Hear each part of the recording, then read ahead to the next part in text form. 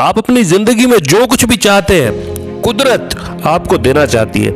आप जिंदगी में जो कुछ भी बनना चाहते हैं कुदरत आपको बनाना चाहती है। लेकिन इम्तिहान तो कुदरत भी लेती है, इम्तिहान कुदरत भी लेती है साथियों। लेकिन अगर आप उस इम्तिहान में पास होते हैं तो वो सब कुछ आपके कदमों में होता है जो कुछ आप अपनी जिंदगी में चाहते हो। एक बाज की उम्र लगभग 70 साल होती है, लेकिन जब अपनी जिंदगी के 40वें साल में वो पहुंचता है, उस वक्त बाज को अपनी जिंदगी में एक फैसला लेना पड़ता है और वो फैसला होता है जिंदगी और मौत का। हाँ साथियों, मैं आपको बताना चाहता हूं कि जब बाज अपनी उम्र के 40वें साल में सफर कर रहा होता है तब उसके साथ एक घटना घटित होती है और वह घटना यह होती है कि जो बाज की चोंच होती है वह आगे से बहुत सॉफ्ट हो जाती है और अंदर की तरफ मुड़ जाती है, जिससे वह शिकार करके उसका मांस खाने के लिए बिल्कुल भी काम नहीं आती। क्योंकि 40 साल तक शिकार कर करके उस बाज की जो चोंच होती है वह आगे से मुड़ जाती है और बहुत सॉफ्ट हो जाती है, जो शिकार करने के लिए ठीक में काम नहीं आती। ऐसा ही बाज के पंजों के साथ भी होता है। उसके पंजे इतने कमजोर हो जाते हैं कि वो शिकार को पकड़ नहीं पाते। उसके नाखून टेढ़े मेढ़े हो जाते हैं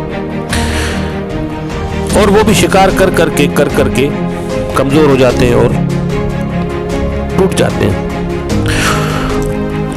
उसके जो पंख होते हैं उसकी छाती से चिपक के इतने भारी हो जाते हैं कि वो ऊंची उड़ान भरने में उसे दिक्कत होती है। वो ढंग से उड़ नहीं पाता और उसके सामने दो ही रास्ते बचते हैं कि या तो वह खुद को खत्म कर दे या फिर एक नए तरीके से अपने आप को पुनः प्रतिष्ठित कर दे। क्योंकि शिकार को पकड़ नहीं सकता, पकड़ लिया तो उड़ नहीं सकता और चोंच मारकर उसे खा भी नहीं सकता। ऐसे में उसे लगता है कि ऐसी जिंदगी से तो मर जाऊं या फिर जिंदगी में कुछ कर जाऊं। जहां बाज के लिए पहला रास्ता बहुत आसान होता है, वहीं दूसरा रास्ता उसके लिए बहुत तकलीफ भरा होता है। यहां तक कि बहुत ज्यादा कठिन और बहुत ज्यादा तकलीफ भरा होता है। लेकिन बाज चुनता है दूसरा रास्ता। वह अपने इलाके की जो सबसे बड़ी पहाड़ी होती है वहां चला जाता है और अपनी चोंच को किसी चट्टान से मार मार कर उस चोंच को तोड़ देता है। यह बहुत तकलीफ भरा होता है, लेकिन बाज ये काम करता है क्योंकि उसे मालूम है कि कुदरत उसे नई चोंच देगी। और कुछ टाइम बाद जब उसे वो नई चोंच मिल जाती है तो वो अपनी उस चोंच से अपने सारे पंखों को उखाड़ फेंक देता है। और सेम प्रोसेस वह अपने पंजों के नाखून के लिए भी करता है।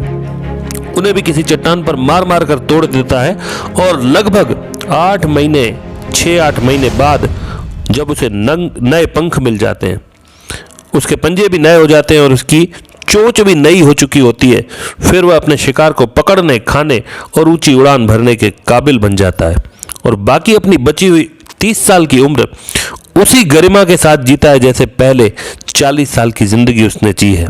एक पक्षी होकर वह अपनी हिम्मत नहीं हारता, तपस्या करता है और धैर्य का पालन करता है और अपने आप को पुनः प्रतिष्ठित कर देता है। लेकिन अफसोस कि एक इंसान होकर कई लोग थोड़ी सी बातों में टूट जाते हैं और अपनी जिंदगी तक खत्म कर देते हैं। परीक्षा में फेल हो जाते हैं तो सुसाइड कर लेते हैं, पैसों में नुकसान हो जाता है तो सुसाइड कर लेते हैं, व्यापार में घाटा हो जाता है तो सुसाइड कर लेते हैं, कोई रिलेशनशिप का ब्रेकअप हो जाता है तो भी सुसाइड कर लेते हैं। यहाँ तक कि कई लोग ऐसी छोटी छोटी बातों के पीछे सुसाइड कर लेते हैं कि सामने वाला इंसान समझ नहीं पाता कि इतनी छोटी सी बात के पीछे किसी ने इतना बड़ा कदम क्यों उठाया। मैं सैल्यूट करता हूं उन लोगों को जो लोग जिंदगी में हार कर फिर जीत जाते हैं। मैं सैल्यूट करता हूं उन सभी लोगों को जो जिंदगी में सब कुछ गंवा कर फिर पाने का जज्बा रखते हैं, क्योंकि कुदरत भी उन्हीं को देती है जो कुदरत से लेना जानते हैं और कुदरत से लेने का तरीका हमें बाज सिखाता है। साथियों, अगर वीडियो पसंद आए तो लाइक करें, शेयर करें और साथ ही बेल आइकन पर भी क्लिक कर लें ताकि इसी तरह के वीडियोस मैं आप लोगों तक आसानी से पहुंचाता रहूं। ओम नमः शिवाय। हर हर महादेव।